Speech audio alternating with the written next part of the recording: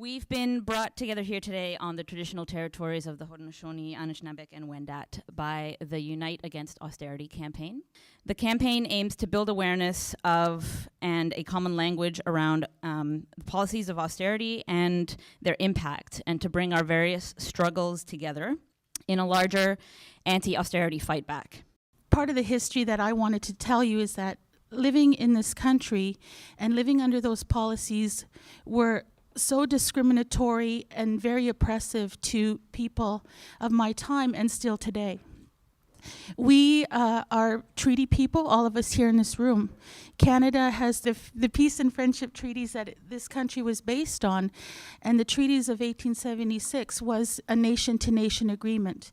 It was that we would share the land. We didn't give up our land or cede it to anyone. It was to share and make agreements of resources and how we were to live on this land. That was the founding document that this country is founded on. I think that we need to advocate to continue to honor those treaties. I want to talk about building this relationship in Canada. We have to rebuild a relationship with each other. And that starts with the treaties, and being allies and building solidarity is key for us to take a stand against an oppressive government. Bill C-45 is another dressed up kind of bill that says, well, we're here to protect your rights, but it's all, in my opinion, it's a false sense of security. It's going to target vulnerable communities, the Indigenous communities, activists, people who stand up and voice their concerns in civil disobedience. If people were to reject this, it would be dodging a lot of danger for a lot of people in this country. I think we need to continue to educate ourselves about the effects of residential schools and what people have faced in this country. We need to build that dialogue. The awareness is important because it's easy to lash out and hate, but to understand the ignorance that is powerful in our system, because it allows for oppression to continue. And that's how I see Bill C-51. I've lived through a lot of oppression in this country, and it's not something we want to share with the rest of the Canadians here. You know, being removed from your family and standing up and resisting, we've been doing that for over 150 years. So that's my concern, that we need to take a stand right now against the oppressive bills that this government is trying to ram through Parliament, and Bill C-51 right now is a big concern at this point for me. So thank you for letting me share with you. Meanwhile, the Premier announces a budget, and when reviewing it, 4 main things really popped out at me. First of all, no new revenue tools except for a tiny tax on beer sales, while they continue to offer low corporate tax rates to corporations. You know, if they would just bump that corporate tax rate back up to 14% where it belongs, this would solve a lot of the problems that we're having right now when it comes to spending cuts and cuts to public services. And that's another thing I saw loud and clear in this budget. Spending on public sector programs is already amongst the lowest in North America, and the Premier brags about this. I don't understand why. But cuts to public services affect my members because it means job loss, and it affects all of you because it means you'll have to wait longer for services. You'll have to rely on private corporations that are accountable to profits, not to you. And the other thing that really jumped out at me in this budget that is just making me sick right now is the proposal to sell off publicly owned assets and further privatization. The 60% sell-off of assets in Hydro One is making me sick to my stomach. Listen, you know what? When it comes to infrastructure investment, I'm all for spending more money on public infrastructure. We do need it. But as long as we aren't burning the furniture to heat the house, right? Selling hydro to build transit just isn't necessary. If we could tax corporations at the rate that they should be taxed at, then we could pay for transit. There's a publicly funded boom right now in the mostly male construction sector, but there's a publicly unfunded recession in the mostly female public sector, and I don't think it's too much to ask for a little bit of fairness. The bottom line is that the first three things here are failing utterly, and the fourth that I mentioned could be a whole lot more equitable. So those are the challenges that we're facing right now and the impacts that they may have on our members if the government is successful in imposing this contract on us and selling off some of these public assets. So despite what the governments tell you about migrant workers having all the paper rights that you and I have, they don't have. It's very differential treatment.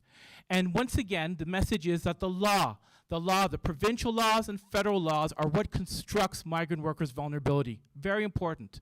Migrant workers are not inferior because they're from another country or because they speak another language or they may look a little different than us. And this is what we've seen with the Aboriginal communities, with people on social assistance, with people who are racialized. Over and over again, our laws treat people differently. So that's one of the first things that I think we have to do when we fight back. When we create fight backs, when we create solidarity, is changing laws and transforming our society. And also we have to talk, and to continue what my sister said earlier, there's a longer historical colonial feature of this. There's no coincidence whatsoever that the same racialized communities who toiled under indentureship and slavery are the same people who are working under exploitative conditions today.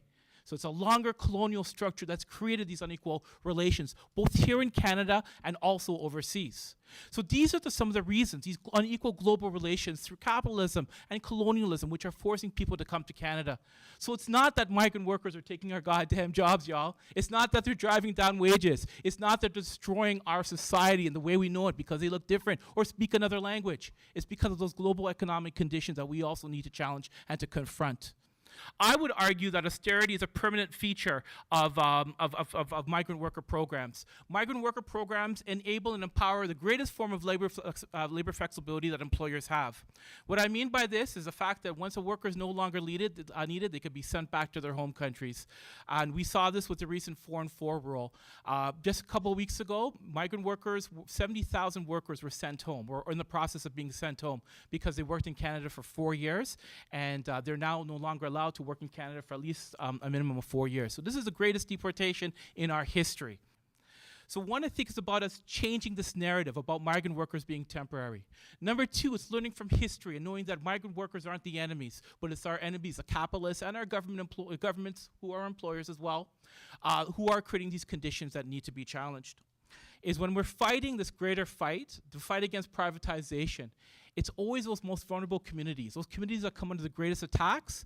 That's where our focuses need to be, because it's the most vulnerable when they start off on those groups and those little pittance of groups like migrant workers, those so-called pittance. They start off with the attacks there, and then those attacks come to each one of us.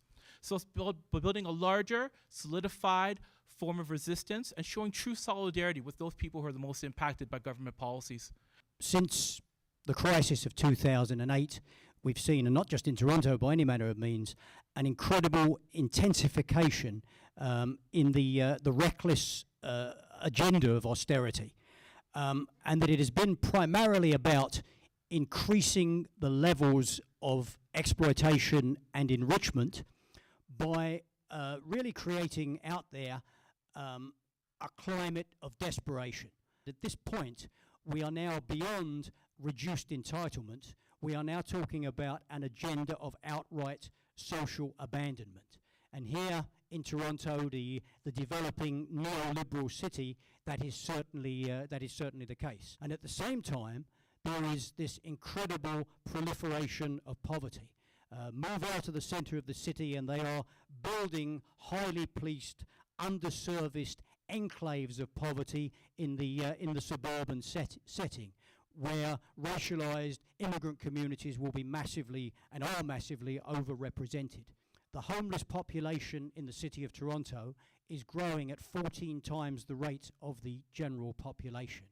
And when it comes to the homeless, the city of Toronto's declared policy is to ensure that so that people can access homeless shelters with some level of dignity, the shelter occupancy rates are supposed to be kept at 90%.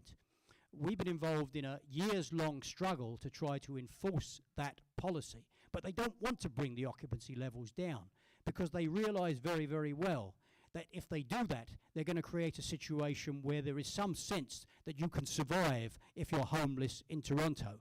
And so they are prepared to let people die on the streets. And that, I think, drives home to us the fact that the level of the agenda of austerity has reached the level where they are prepared to abandon people to die on cold streets in the largest city in the country. And that's an indication of the enormity and the viciousness of the agenda that we're confronting. As I point out, the incredibly important and central role that the war on the poor plays in this is that it is, for all its viciousness, not over yet. It is clear that they are redefining and developing and intensifying the agenda of austerity as it is implemented. It is a brutal work in progress. I think that the central point has to be made that we are dealing with something that must be resisted, must be defeated, must be turned back as a matter of decency, as a matter of priority, and as a matter of human survival. Thank you very much. And those budgets have already been cut. And yet we don't have a national conversation about austerity. So we need, I think the first job is to name it and help people understand it, and we need a national wake-up moment about austerity immediately. But I think progressives, anti-capitalists, leftists, social justice organizers have to be a lot bolder about using climate change in our analysis and our organizing. And I think that we need to do that because it offers us three huge opportunities. First of all, the climate crisis is the best argument we've ever had against austerity and the suicidal logic of our economic system. Second of all, it hands us a bold and ambitious and inspiring vision of an economic and social transformation that we have to effect on a very serious deadline. And third, this whole meeting is a recognition of the fact that we have to combine our struggles, we have to combine forces in order to beat back the agenda of austerity. In other words, I think the climate crisis offers a lens that encompasses all other existing social justice struggles without, and this is absolutely critical, without trumping any of them. In fact, on the contrary, I think the climate lens can supercharge existing struggles with the urgency and scientific basis that it has. So yes, we have to reverse austerity because it's wrong, because it's hurting people, because it's part of a legacy of colonialism and racism that affects every single one of us in every moment of our lives. But we also have to reverse austerity because it's a direct barrier to what we need to do to ensure the future habitability of the planet. The climate crisis shines a bright light on the fact that our economic systems need for growth at any cost. Our economy's need for the ever-increasing consumption of finite resources is leading us straight to catastrophe. There are no non-radical options left on the table. Either we have a radical change to our economic and social systems and political systems, or we are going to face radical changes to our physical systems. The root of the climate crisis is the economic logic of our time. And this is good news because we already know, because of its effects on humans, because of its insufferable inequality, that the economic system is in need of urgent change. And so this message that it's a matter of survival can actually lend a huge boost to our efforts if we can see how it can be useful and how it can play out in specific ways. We need a massive transformation to respond to the climate crisis. What does that transformation look like? If we respond to climate change in a justice-based way, it means attacking inequality, it means restoring public services, it means confronting racism, it means asserting First Nations land rights, it means creating hundreds of thousands of good unionized jobs. In other words, the world we want, the world we've been fighting for, is actually the world we need as a matter of survival.